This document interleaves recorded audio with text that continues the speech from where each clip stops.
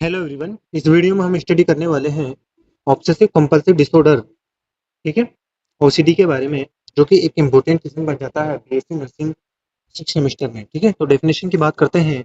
Obsessive compulsive disorder OCD is a type of obsessive compulsive disorder in which a person has a repeated unwanted thought, जिसे obsession बोलते हैं, and repetitive behaviour compulsion बोलते हैं। ठीक है, that they feel drive to perform to reduce anxiety. कहने का मतलब है कि ऑब्सेसिव कंपल्सिव डिसऑर्डर ऑब्सेशन और कंपल्सन से मिलकर बना होता है। ठीक है, इसमें ऑब्सेशनल भी होते हैं और कंपल्सिव भी, कंपल्सन भी होते हैं। ऑब्सेशन का मतलब होता है कि जो मतलब जो माइंड में थॉट आती है बार बार किसी भी वर्क को करने की, वो होता है ऑब्सेशन। जो भी जो कंपल्सन होता है, उस थॉट के आने के बाद जो आप उस एक्टिविटी को परफॉर्म करते हो, उसे कंपल्सन बोल सकते हो। जो रिपीट अनवांटेड थॉट होती है उसको, और रिपीटेड बिहेवियर होता है उसको, ठीक है, कंपल्सन बोलते हैं। ठीक है, उसके बाद बात करते हैं जो ये टर्म है ऑब्सेशन और कंपल्शन। ठीक है, ऑब्सेशन की बात करो तो ऑब्सेशन का मतलब होता है recurrent intrinsic and unwanted thought, image और अर्जेस जो कोज होती है एंजाइटी का। कहने का मतलब है कि ऑब्सेशन जब होता है, जो थॉट में होता है, जब थॉट बार बार आती है, रिकरेंट थॉट आना, अनवांटेड थॉट आना, ठीक है, एंड इमेजेस बार बार आना माइंड में, और उस वर्क को, एक्टिविटी को करने की जो अर्ज, चाह बार बार होती है, उसको ऑब्सेशन बोलते हैं। एग्जाम्पल कौन कौन से हैं? एग्जाम्पल की बात करूँ तो जैसे फियर ऑफ जर्म और कंटामिनेशन, जो बार बार थॉट आती है कि नहीं, जो मेरे हाथ हैं वो गंदे हैं, इन पे जर्म से कंटामिनेटेड है। ठीक है, और डाउट रहेगा हमेशा, जैसे did I look the door, कि हमेशा डाउट रहेगा कि मैंने दरवाजा लगाया है या नहीं। फियर ऑफ हार्मिंग समवन, वो सोचेगा कि कुछ लोग मुझे हार्म करना चाहते हैं। ठीक है, नीड फॉर सिमेट्री और एग्जैक्ट ऑर्डर, जो वर्क कर रहा है उसको सिमेट्री के साथ करेगा वो, और एग्जैक्ट ऑर्डर में करेगा। ठीक है, उसके दिमाग में ये हमेशा बार बार रहेगी, इसके लिए क्या होगा, वो बार बार उस काम को करने को मतलब करेगा। ठीक है, और कंपल्सन की बात करो, कंपल्सन जो है एक रिपीटेटिव बिहेवियर होता है और मेंटल एक्ट होता है। रिपीटेटिव बिहेवियर या परफॉर्म करना रिपीटेटिवली किसी भी एक्टिविटी को, ठीक है, perform to reduce anxiety caused by obsession. जिससे क्या होता है, क्यों करता है वो, एंजाइटी को रिड्यूस करने के लिए। ठीक है, जो ऑब्सेशन के द्वारा होती है, यानी कि जैसे ऑब्सेशन उसके माइंड में वो थॉट आएगी तो उससे उसको एंजाइटी होगी, लेकिन जब वो कंपल्सन परफॉर्म कर देगा उस एक्टिविटी को, तो उसकी एंजाइटी इसमें रिड्यूस हो जाएगी। कंपल्सन के एग्जाम्पल की अगर बात करूँ, कंपल्सन जो है एक्सेसिव हैंड वॉशिंग, यानी कि जैसे ही उसके जर्म्स और माइक्रोब्स की फीलिंग आती है कि उसके हाथ पे जर्म्स है, वो एक्टिविटी परफॉर्म करेगा हैंड वॉशिंग की।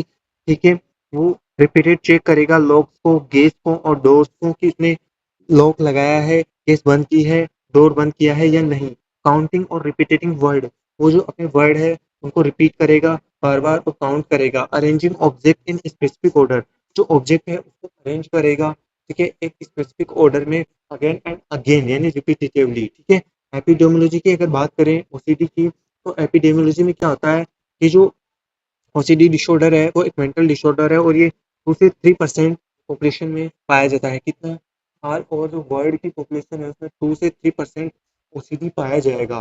ठीक है, और यूजुअली ये किन किन लोगों में होता है? ओल्ड एज में नहीं होता है। ठीक है, ज़्यादा जो मोर कॉमन की बात करें, वो होता है एडोलसेंस और अर्ली एडल्टहुड। एडोलसेंस है और अर्ली एडल्टहुड है। एज की अगर बात करूं तो एज जैसे आप मान सकते हो कि 15, जैसे कि 15 से 25 साल आप मान सकते हो। ठीक है, एडोलसेंस और अर्ली एडल्टहुड। ठीक है, अगर जेंडर की बात करें तो उसमें मेल और फीमेल जो है वो अफेक्ट होते हैं इससे। क्रोनिक डिसऑर्डर बट ट्रीटेबल, जो ये क्रोनिक डिसऑर्डर में भी चेंज हो सकता है बट ट्रीट इसको कर सकते हैं। अब कौन कौन सी इटियोलॉजी फैक्टर या कोज फैक्टर है जिससे ओसीडी होता है, वो क्यों होता है, इटियोलॉजी क्या है? फर्स्ट है बायोलॉजिकल फैक्टर। बायोलॉजिकल फैक्टर में क्या आता है, जिसमें जो हार्मोन है, जो न्यूरोट्रांसमीटर होते हैं, उनमें इम्बेलेंस्ड हो जाता है, जिसमें जो मेन है वो है सीरोटोनिन। ठीक है, सेरोटोनिन का इम्बैलेंस हो जाएगा तो ओसीडी हो जाएगा। और ब्रेन एरियाज भी इसमें इन्वॉल्व होते हैं, इसमें जैसे कि ऑर्बिट ऑर्बिटो फ्रंटल कोर्टेक्स हो, बेसल गैंग्लिया हो, और केवडेट न्यूक्लियस हो। ठीक है, कौन सा? और ऑर्बिटो फ्रंटल, बेसल गैंग्लिया और क्यूडेट न्यूक्लियस।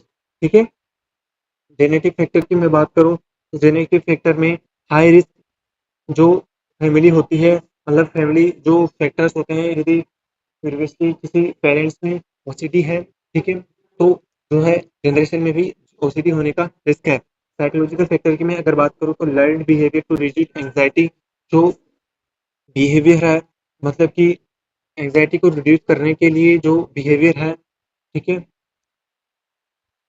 वो मतलब उसमें एंग्जाइटी है, तो वो उस एंग्जाइटी को कम करने के लिए भी किसी बिहेवियर को परफॉर्म करता है। और माल एडेप्टिव कोपिंग मैकेनिज्म, उसकी जो कोपिंग मैकेनिज्म है वो ऐसी ही है कि वो जैसे ही उसको कोप करने के बाद ही वो एंग्जाइटी रिड्यूस होती है। एनवायरमेंटल फैक्टर की बात करूँ, स्ट्रेसफुल लाइफ इवेंट हो, चाइल्डहुड ट्रॉमा हो, और इन्फेक्शन जो रेयरली कॉज होता है, ज़्यादा ठीक है, इन्फेक्शन तो मतलब रेयरली ही कॉज होता है, किसका, ओसीडी का। अब ओसीडी के टाइप्स की अगर बात करूँ तो जो ओसीडी के टाइप्स में आता है, कॉमन फॉर्म है ओसीडी की, जैसे कंटामिनेशन ओसीडी। कंटामिनेशन ओसीडी है, कंटामिनेशन एडी में क्या होता है, फियर ऑफ जर्म्स, जर्म्स का फियर होता है, एक्सेसिव क्लीनिंग करेगा और वॉशिंग करेगा। चेकिंग ओसीडी, जो ओसीडी है उसमें क्या करेगा कि चेक करेगा, बार बार रिपीटेड चेकिंग ऑफ ब्लॉक्स को, एप्लीकेंसेस को और डोर्स को, ठीक है। Symmetry and ordering OCD, symmetry and ordering OCD में क्या होगा, need to arrange thing perfectly, किसी भी वर्क को एक सिमेट्री से और एक ऑर्डर वे में करेगा, ठीक है। जैसे उसको पढ़ने बैठना है तो वो सभी मतलब जो भी मटेरियल है उसको जमाने के बाद में, एक सिमेट्री में जमाने के बाद में ही उस वर्क को परफॉर्म करेगा। इंट्रिंसिक थॉट या ओसीडी की, इंट्रिंसिक थॉट जो ओसीडी की है उनमें क्या होगा, वायलेंट और डिस्टर्बिंग थॉट जो होती है उसकी, यानी कि जो वो ओसीडी, इस टाइप की ओसीडी में क्या होता है कि उसकी थॉट डिस्टर्ब होती है या वायलेंट होती है। होर्डिंग में क्या होता है, होर्डिंग टाइप की ओसीडी में जो आइटम्स हैं उनको डिस्कार्ड कर देता है, डिफिकल्टी डिस्कार्ड आइटम, मतलब कहने का मतलब है कि एक एक ऐसी पर्सनैलिटी होती है होर्डिंग टाइप में, जिसमें क्या होता है कि वो अनचाही अनवांटेड जो चीज़ें हैं उनको कलेक्ट करने करता है, वो सोचता है कि हर चीज़ काम आएगी, ठीक है। डिस्कार्ड आइटम्स, जो आइटम्स हैं मतलब उसको डिस्कार्ड नहीं कर पाता है। इसके क्लिनिकल फीचर की मैं बात करूँ,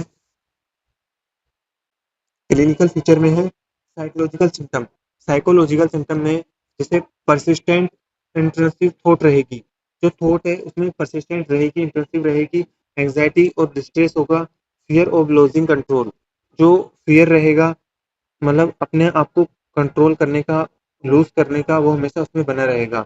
ये बिहेवियरल सिम्टम की अगर बात करूँ, बिहेवियरल सिम्टम में रिपीटेटिव रिचुअल्स, जैसे किसी रिचुअल्स में जैसे आप देख सकते हो कि जैसे कोई पर्सन है वो ज़्यादा देवी देवताओं को मानता है, बार बार सारे दिन बस पूजा पाठ में ही लगा रहता है, तो रिपीटेटिव रिचुअल्स। अवॉइडेंस बिहेवियर, जो मतलब बिहेवियर जो उस बिहेवियर को करने से वो बचेगा पर वो बच नहीं पाएगा, यानी अवॉइडेंस बिहेवियर। एक्सेसिव री एजुरेंस सीकिंग, इमोशनल सिम्टम की अगर बात करूँ, जो इमोशनल सिम्टम है, इमोशनल सिम्टम में गिल्ट और सैम और फ्रस्ट्रेशन, ठीक है, जिससे वो उस काम को करने के बारे में बाद में या करते करते ही ड्यूरिंग वर्क ही गिल्ट, मतलब अरे यार मैं ऐसे क्यों कर रहा हूँ, लोग मेरे बारे में क्या कर रहे हैं, ठीक है, वो और एक शेम होगा उसको, फ्रस्ट्रेशन भी होगा उस वर्क को करने के बाद में कि सब लोग मेरे बारे में क्या क्या कहते हैं, उसको वर्क करने के बाद में वो फ्रस्ट्रेट भी होगा, ये होता है इमोशनल सिम्टम। तो कौन कौन सी डायग्नोस्टिक क्राइटेरिया होते हैं, ठीक है, जिसे ओसीडी को डायग्नोस किया जाता है, ठीक है। इसमें है अकॉर्डिंग टू DSM-5 के अनुसार अगर देखें तो, जैसे ऑब्सेशन, प्रेजेंस ऑफ ऑब्सेशन है, कंपल्सन है और बोथ, ठीक है। आप देख सकते हो कि भाई ऑब्सेशन तो दिखाई नहीं देगा, ठीक है, लेकिन जो कंपल्सन है वो तो दिखाई देगा, उस एक्टिविटी को परफॉर्म करेगा बार बार, ठीक है। टाइम कंज्यूमिंग, अगर वो कोई भी पर्सन है, वैसे तो नॉर्मली वर्क को करते हैं, लेकिन वो पर्सन बार बार जो है पासिंग कर रहा है, कितने 1 आवर कर रहा है पर डे, ठीक है। अगर बार बार जो है पोछा लगा रही है, कोई भी जो लेडी है जो फ्लोर साफ कर रही है, ठीक है, तो अब वो क्या है 1 घंटे से ज़्यादा लगा रही है उस पर, टाइम कंज्यूम कर रही है, तो वो क्या होगा, जो है वो भी क्या होगा, मतलब एक डायग्नोस्टिक क्राइटेरिया है। और सिग्निफिकेंट डिस्ट्रेस और इम्पेयरमेंट, सिग्निफिकेंट डिस्ट्रेस और इम्पेयरमेंट का कोज है, ठीक है, नॉट ड्यू टू सब्सटेंस और अनदर मेडिकल कंडीशन, ठीक है, या फिर कोई सब्सटेंस और अनदर मेडिकल कंडीशन के कारण भी हो सकता है। कॉम्प्लिकेशन के क्या हो सकते हैं ओसीडी में, अगर ओसीडी परसिस्टेंट रहता है, कोई उसका ट्रीटमेंट नहीं होता है, तो जो ओसीडी है वो डिप्रेशन में जा सकता है। ओसीडी वाला पेशेंट क्यों? क्योंकि बार-बार आप सोचते हो कि वो सोचेगा कि मेरे बारे में लोग क्या कह रहे हैं और मैं इससे मुझे ये मुझसे जो मैं इससे एक्टिविटी से बच भी नहीं सकता, तो वो बार-बार उसके माइंड में थिंक आएगी, तो वो डिप्रेशन में जा सकता है। सोशल आइसोलेट अपने आप को रखने लग जाएगा, या पोर एकेडमिक वर्क परफॉर्मेंस रहेगी, सब्सटेंस अब्यूज़ करने लग जाएगा, ठीक है? सुसाइडल थॉट उसके मन में आएँगी बार-बार। तो ये जो है कॉम्प्लिकेशन हो सकते हैं। अब क्या-क्या इसका ट्रीटमेंट कर सकते हैं? ये ट्रीटमेंट में साइकोलॉजिकल थेरेपी उसको दे सकते हो आप। साइकोलॉजिकल में मेन थेरेपी सीबीटी आती है, कॉग्निटिव बिहेवियरल थेरेपी, मतलब कि उसका जो बिहेवियर है वो मॉडिफाई किया जाता है। स्पेशल टेक्निक होती है, इसमें जो यूज़ होती है वो होती है एक्सपोज़र एंड रिस्पॉन्स प्रिवेंशन। मतलब क्या होता है कि उस पर्सन को इस टेक्निक में एक्सपोज़ कराया जाता है, और एक्सपोज़ करने के बाद में उसको क्या है, रिस्पॉन्स जो करवाने के बाद में उसको प्रिवेंट करवाया जाता है। ईआरपी जिसे बोलते हैं, मतलब क्या होता है, जैसे उसको जर्म से इंजरी है, एलर्जी है, मतलब उसको क्या है, हैंड वॉशिंग की वाली ओसीडी है, तो उसको हाथों में मिट्टी लगाई जाती है और फिर इसको बोला जाता है कि अब आपको हैंड नहीं धोने हैं एक एक से या 2 घंटे तक, अब उसको ऑब्जर्व करवाना है। तो आपने उसको मिट्टी उसके हाथों में लगाने के बाद में एक्सपोज़र तो करवा दिया, जो रिस्पॉन्स वो करने वाला है, उसको आपको प्रिवेंट करना है। उसको बोलते हैं ERP technique, exposure and response technique, prevention, ठीक है? एग्ज़ाम्पल के लिए जैसे patient expose to feared object, जिससे वो डर रहा है, उसी ऑब्जेक्ट से उसको एक्सपोज़ करा दो। Prevent it from performing compulsion, उसको जो कंपल्सन परफॉर्म करेगा, उससे उसको क्या है, प्रिवेंट करना है। कौन-कौन सी मेडिकेशन यूज़ कर सकते हैं? इसमें फ्लूओक्सीटीन, sertraline और फ्लूओक्सेमाइन और क्लोमिप्रेमाइन, ठीक है? ये क्या करती है, जो सेरोटोनिन का लेवल है उसको इंक्रीज कर देती है। फ्लोक्सीटिन है, सेरेट्रेलिन है और कॉम कॉमिप्रेमाइन है, ठीक है? नर्सिंग मैनेजमेंट की अगर बात करूँ, तो नर्सिंग मैनेजमेंट में जैसे आइडेंटिफाई, पहले आपको क्या करना है कि उसकी थॉट को ऑब्सेसिव थॉट को आइडेंटिफाई करना है, और कंपल्सन जो बिहेवियर है उसको ऑब्जर्व करना है, और असेस करनी है एंग्जायटी के लेवल को। ये होता है असेसमेंट में। असेसमेंट में 3 चीज़ देखिए, ऑब्सेशन, कंपल्शन और एंग्जायटी लेवल को असेस करना। नर्सिंग इंटरवेंशन की बात करूँ, तो नर्सिंग इंटरवेंशन में क्या होता है, बिल्ड ट्रस्टिंग रिलेशनशिप, जो मतलब रिलेशनशिप है, ठीक है? मतलब बिल्ड एक, पहले तो पेशेंट के बीच में और नर्स के बीच में आपको क्या बनाना है, आपको जो है, अगर आप नर्स हो तो एक ट्रस्ट बिल्डअप करना है, ठीक है, पेशेंट के बीच में और आपके बीच में। पेशेंट को एक्सप्रेस जो फीलिंग्स है उसकी फीलिंग एक्सप्रेस करने के लिए अलाउ करना है। Do not suddenly stop compulsion, do not suddenly stop compulsion, ठीक है? और जो आपको अचानक ही उसके कंपल्सन को स्टॉप नहीं करना है, आपको ग्रेजुअली उसको, ठीक है, स्टॉप करवाना है। कि टीच रिलैक्सेशन टेक्निक, और आपको क्या है, रिलैक्सेशन टेक्निक उसको बतानी है। Encourage CBT therapy, monitor medication effort, ठीक है? नर्सिंग डायग्नोसिस में जैसे एग्जांपल के लिए आप क्या-क्या नर्सिंग डायग्नोसिस कर सकते हो, anxiety related obsessive thought, infective कॉपिंग, social isolation, disturb thought process. Prognosis की बात करूँ तो प्रोग्नोसिस में क्या होता है कि इसमें गुड विद अर्ली ट्रीटमेंट, यदि अर्ली ट्रीटमेंट देते हो तो इसका प्रोग्नोसिस गुड होता है। Many patient improve with therapy plus medication, और कई थेरेपी और मेडिकेशन से इंप्रूव हो जाते हैं। Some cases become chronic but manageable, कुछ केसेस जो क्रोनिक हो जाते हैं बट वो उनको मैनेज किया जा सकता है। तो ये होता है ओसीडी, ठीक है? ओसीडी होता है, ठीक है? तो ये पूरा कंप्लीट ओसीडी का, ठीक है? इसको आप अच्छे से पढ़ लें, ठीक है? इसको पढ़ने के बाद में जो है आपको, ठीक है, आप एग्जाम में अच्छे से लिख सकते हो, ठीक है? और आपको कोई दिक्कत नहीं आएगी।